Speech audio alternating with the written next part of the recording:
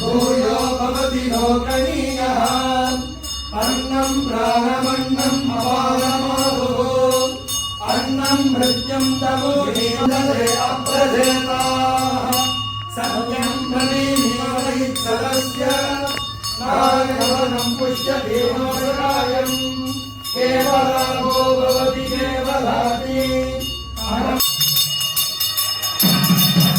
Govinda.